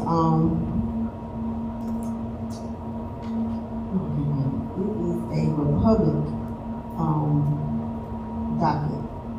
Just got some questions about, like, we have Hawkins and Higgins, both of them are running like $800 a month for disposal.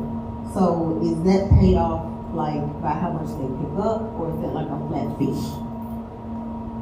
Yes, it's by how many times they run a week and how many dumpsters they have. Some of our larger buildings have 2 dumpsters, and so they run almost double what the others are. We are taking those, that our trash disposal, we're taking it out to bid this year.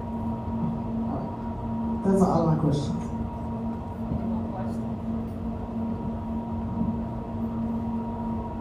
All in favor to review and approve the claims document? Aye. Opposed? At this time, we would have the report and presentation of the business of the superintendent. Report and presentation of the business of the superintendent. Are there any questions about report 1 through 5? I just have one question.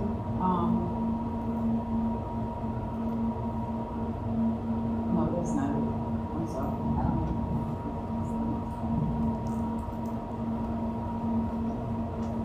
The consent agenda item. Next, we have the consent agenda items. 1 through 5. Any questions or concerns? I have a question, and this possibly, Mr. Vick, just an oversight on the out-of-state and overnight,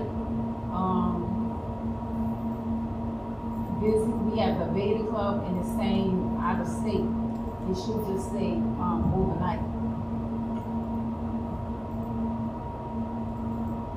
Yes, ma'am. Do I have a motion to approve the consent agenda item 1 through 5? I have a motion by Mr. Hart, second by Ms. Martin. All in favor? Aye. Opposed? Next, we have C, the regular agenda. Number 1, approval of policy revisions. Do I have a motion?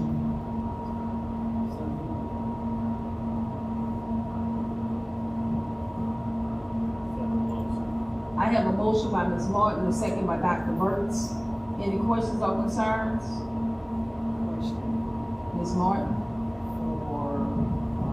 Policy BBBCB, school board member visits to schools. The wording is not clear. Paragraph, the second paragraph, the board is to visit schools in the district in their discretion in a body for the purpose of determining what can be done for the improvement of the school in a general way. The wording needs to be one that clearly states that we can go as a collective group, or we can decide to visit schools by ourselves. And I'm wondering, Mr. Vick, when these things come to us from MSBA, how do we help them with the wording in terms of making it clear for the reader to know that we can visit together or individually? Yes, ma'am. What they sent to us, Mr. Gilbert normally contacts myself or Mr. Brown, and we discuss these. Mr. Brown does with him, Ms. Martin. But at the same time, any changes or revisions that need to be made, we are able to do that. Mr. Vick, I have a question. So in that paragraph in which Ms. Martin is referring to, basically that's for improvements when we visit the buildings as a body, but the bottom part of it, says that let me back up because we got 2 new board members. So each board member is required by law to visit within the school district when students are in the building for a minimum of 8 hours. You can visit more if necessary, but you can, if you feel it necessary, but minimum 8 hours within the school year to visit the buildings. But us as a body is supposed to visit the building, and we here at Macomb, they waived that part during COVID, that we didn't have to go as a group, so it's a 2-part right here. So I think what Ms. Martin was trying to say, that it should be clear in the first part saying that for improvements of schools, like facilities, we go once as a body, but at the bottom, it also says that at our discretion to visit the school when time is available to us. So, Attorney Davis, can we table this particular policy so we can clear the wording up in it?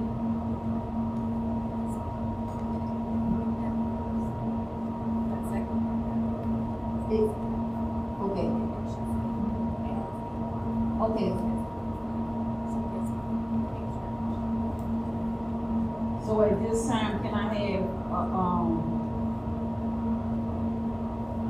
a supplement motion to table this policy until we have a chance to address the errors in it? A motion to table this policy.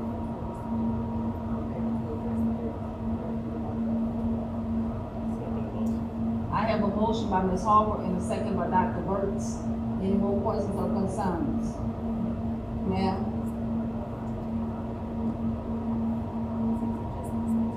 It's only, section B in there.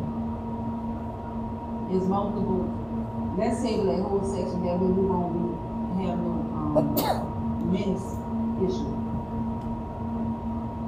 Until next month. All in favor? Aye. Opposed? Number 2, approval of 25-26 Macomb School District calendar revision. Do I have a motion? I have a motion by Mr. Hart and a second by Ms. Martin. Any questions or concerns? All in favor? Aye. Opposed? Number 3, approval of facility use. Do I have a motion?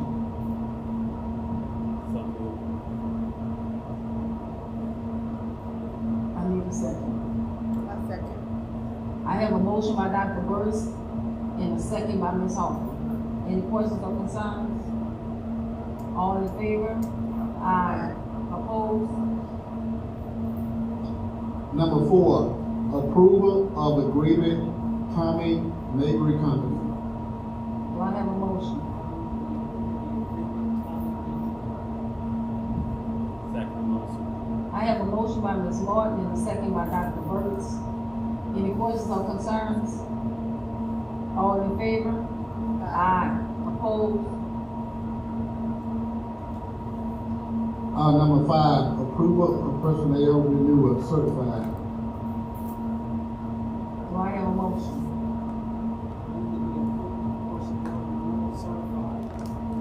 A second. I have a motion and a second. Any questions or concerns? All in favor? Aye. Opposed? Number 6, approval of job descriptions. Do I have a motion? Second motion. I have a motion by Mr. Hall, a second by Dr. Burks. Any questions or concerns? All in favor? Aye. Opposed? Number 7, approval of administrative leave with pay due to closure.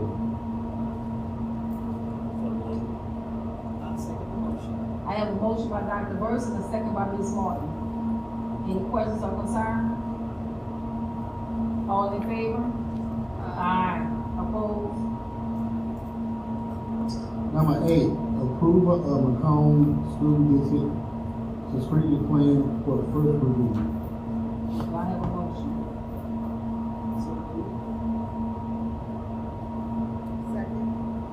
I have a motion by Ms. Martin and a second by Ms. Harper. Any questions or concerns? Question. Dr. Brooks?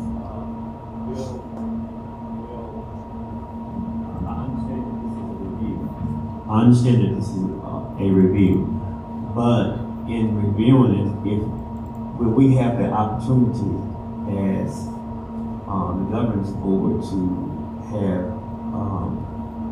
input in the revisions? How will we submit it? Yes, sir, you will, Dr. President. That's a good question. At our next work session, we're going to come together and take a detailed look at the plan and see what revisions that you think need to be made. Some of the things that we know need to be made, we already taken care of, like some of the pictures need to be changed out, and things of that nature. But as far as the language itself, the board would have different input on what changes need to be made before we go to the final revision and draft. Okay, because there are significant components. Yes, sir. Ms. Martin? That's pretty much what I have is, in some cases, there's some wording that we need to make sure that we're all in agreement on as a governance team with the superintendent. And so I think my thing is the best format, Mr. Vick, for you to be able to receive the concerns that we have. Would you like to have it emailed or get with you one-on-one about our concerns? Ms. Boyd, let me contact you guys tomorrow, okay? Any more questions about the strategic plan first review? All in favor? Aye. Opposed?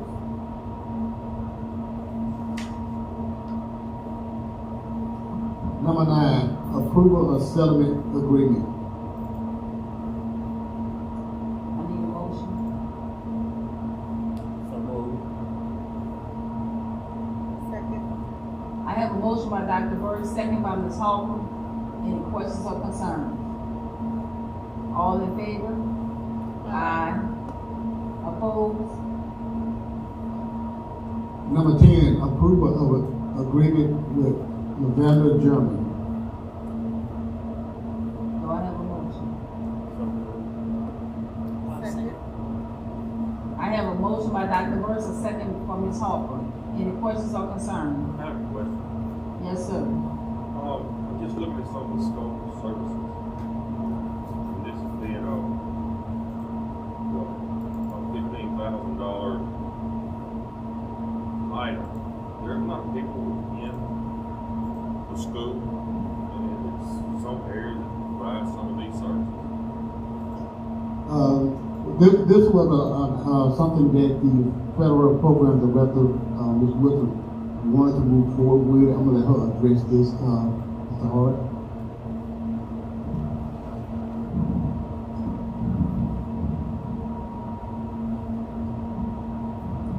Thank you, first of all, for the question. I do agree that we should have expertise within the district, but it's also good to have an outside look in some of the areas. We also know that we have too many principals at our secondary level, and this particular individual has expertise in that area. He has served for over 30 years in the secondary and district level administrative position. So we'll be supporting those principals and looking at what are the procedures that are happening in buildings, how they build a relationship with students, but also how we bring in outside mentors. We've had mentors who volunteer to come in. We want to make sure that we iterate, we reinstate that particular activity with our students. We know that we've had a lot of violence among our students, not just at school, but most importantly in the community. So we want to merge our community with our schools to make sure we're uplifting our children to make better choices. We want to make sure that we're increasing their self-worth and their self-esteem and their conflict resolution. But we also want our leaders to know how to do that, how to build a climate and a culture where we welcome and embrace our children, the concerns that they have. And again, as new leaders, how do we ensure that you're not just reacting, but how do we be proactive and make sure that we have activities within our schools, within our classrooms, that are building our children to make better decisions. This is, I believe, what it is. This is a 50-day contract. This is through the end of the summer, through the end of June 30th, because in there, there's professional development, there's classroom management, there's going to be some co-observing with administrators, there will be some looking at areas of concern, particularly maybe times of day or spots of the school. And again, yes, we do have expertise within the district, but we also want to ensure that we're doing all that we can with the expertise in the district. Some of these things are still happening. With the expertise in our community, we have children involved in crime. Just last week, one of the tech teachers said that there have been 5 children that have come through tech and they are now unalive, I'll say, since we're on Facebook, because of their activities. And if we can curtail that at the school day, for some of our children, school, unfortunately, is the safest place they can be. And so as adults, then we want to ensure that we build our capacity to recognize things, to prevent things. It's going to be something like this process is something that will qualify personnel in the school district. They can carry this on after this day, or this is something that we do another 50 days. So I asked them, is this going to give somebody in the school district qualified to continue this without having to pay so much outside? I appreciate that, and that's with every contract we have with any consultant. They're here to build capacity. Even when we look at academic instruction, if they're coming in even to work specifically with students, they're modeling for our teachers. So every contract that we have for academic reasons, for social and emotional reasons, we are bringing those persons in to build expertise within the district to work those contractors out of the job in our district. Any more questions? Thank you, Ms. Wilson.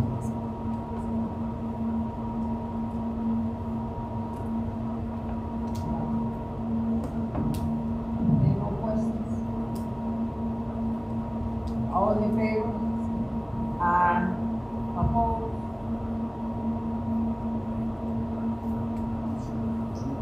Number 11, approve an after-school pay scale.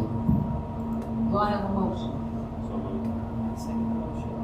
I have a motion by Mr. Horton, a second by Ms. Morton. Any questions or concerns? All in favor? Aye. Opposed? Number 12, approve a Thrasher change order.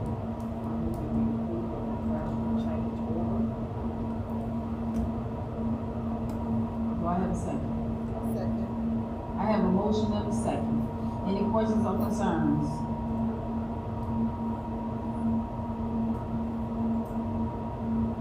Questions?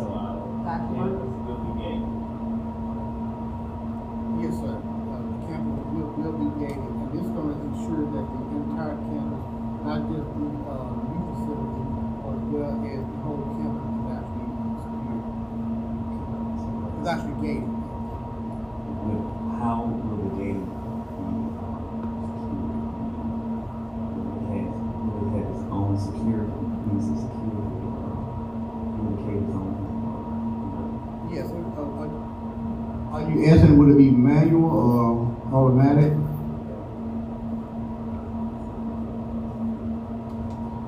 Mr. Brown, can you speak to that?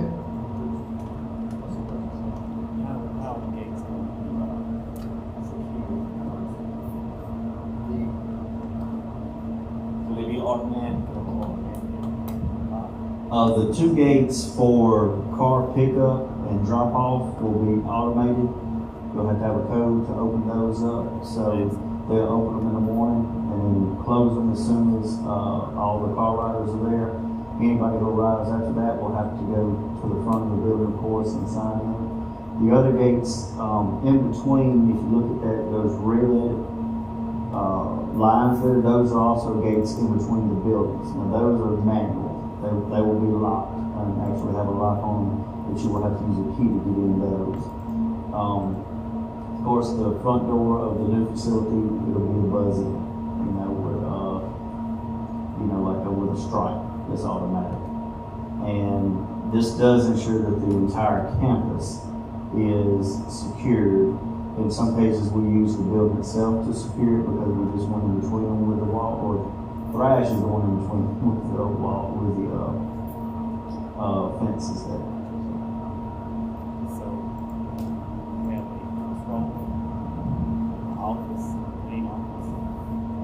A controller for, Like if we wanted to lock that, so we have emergency lockdown cameras. We have a control in the office. let me check on that, if the automated gates will be able to do that. Just, I don't wanna speak out of turn and tell you that we do have that exactly, and we don't. And I'm saying that because of the way that but something came up, like we had before, we had the guy on the shoe, that's what we had to see. Shut the campus down all at once, and we should be able to have some type of control.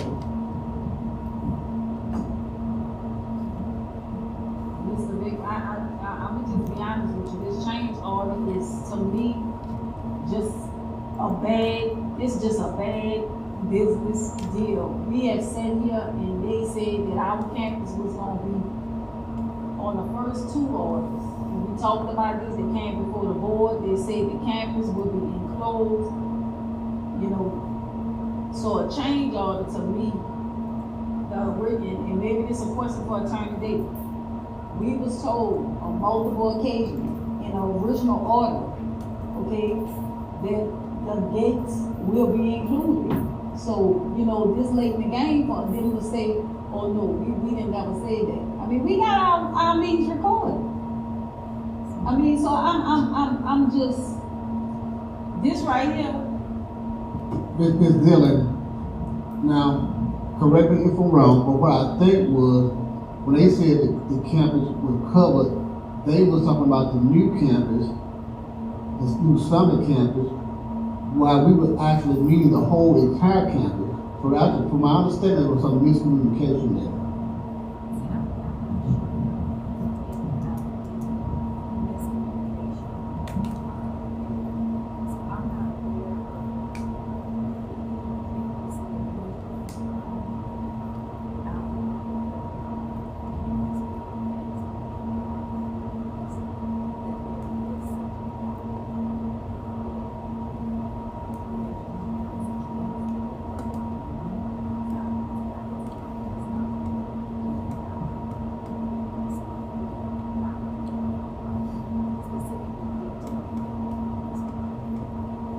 Well, I know we have to spend this money, Attorney Davis, by a certain amount of time in order for us to meet the reimbursements, but at the end of the day, I still stand firm on the information that we got and the booklets that we had. It was the board understanding, and Mr. Vick is coming in on the back end, that the whole campus will be enclosed.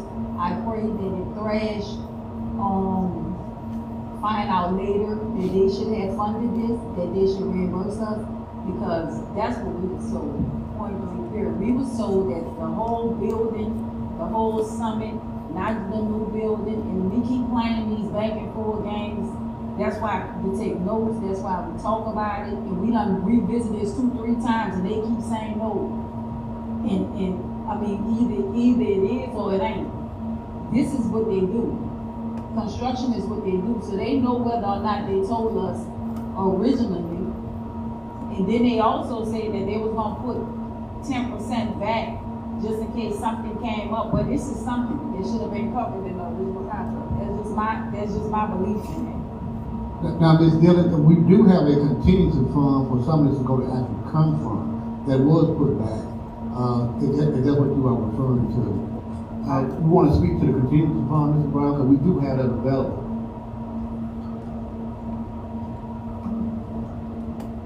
Yes, there's about, at our last count, our last meeting, there's about 30,000 left in the contingency fund. We're having to get this approved because that's all that's left in the fund. So we need this approval in order to, if we have to spend additional funds out of district to pay for this. We had some funds come in from an insurance claim earlier this year that may be able to help with that, may not. But it went into our general fund, so it's in there, but it wasn't necessarily earmarked for this project. I don't have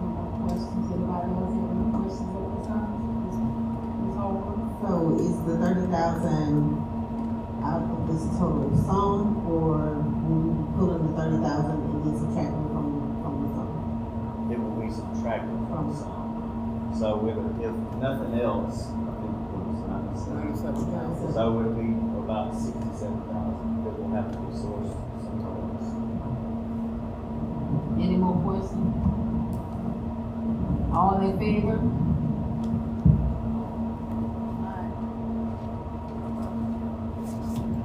Opposed? Nay?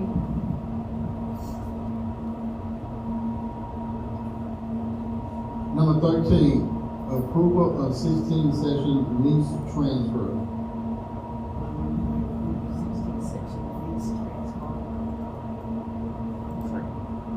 I have a motion by Ms. Martin and a second by Mr. Hart. Any questions or concerns?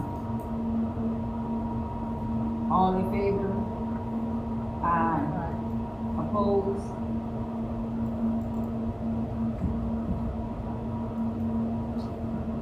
Number 14, personnel recommendations.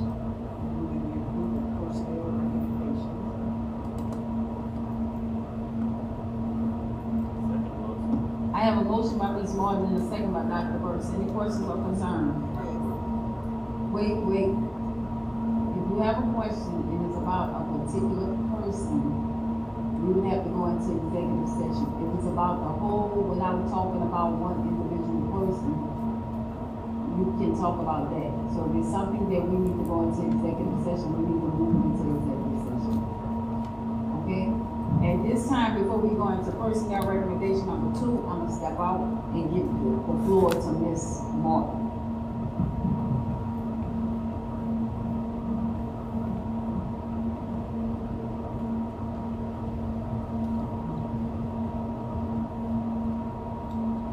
With personnel recommendations, and the point being made that the first portion of this need to go into executive session. Attorney Day, am I right in saying that we need a motion for going into executive session?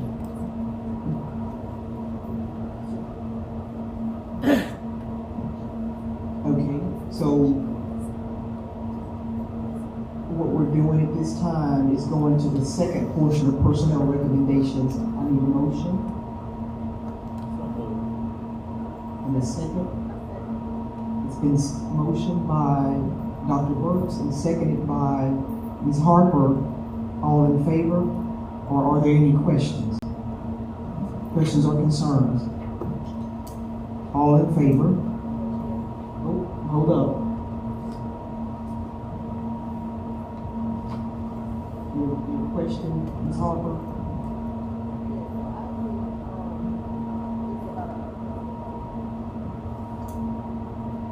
I was thinking that the second part, we're on part 2, the number 15 is where we are.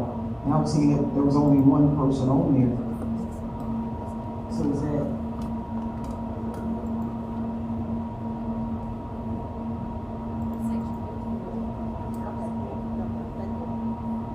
So are we ready to vote? All in favor? Aye. Opposed? Okay. And now we need a motion for determining whether or not we'll go into executive session. Don't Ms. Dillon have to come back?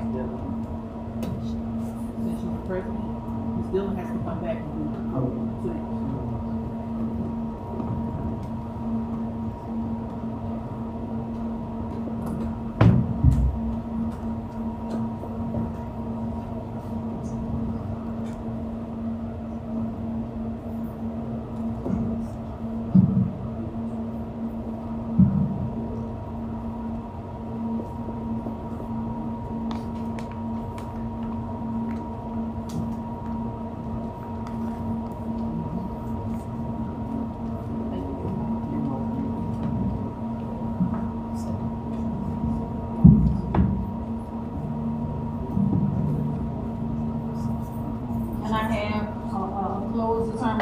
A motion to go into closed determination on whether or not to continue executive session, please.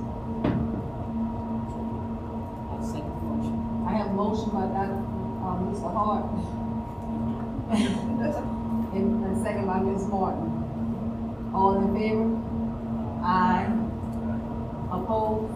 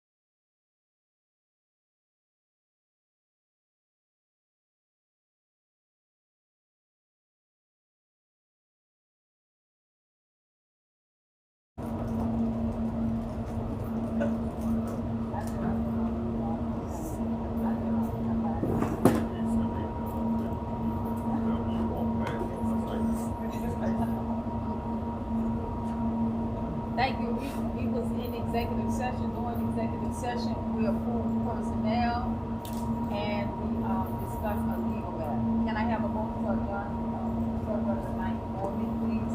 So moved. A second. I have a motion and a second. All in favor? Aye. Opposed? Thank you, Dr. Benson.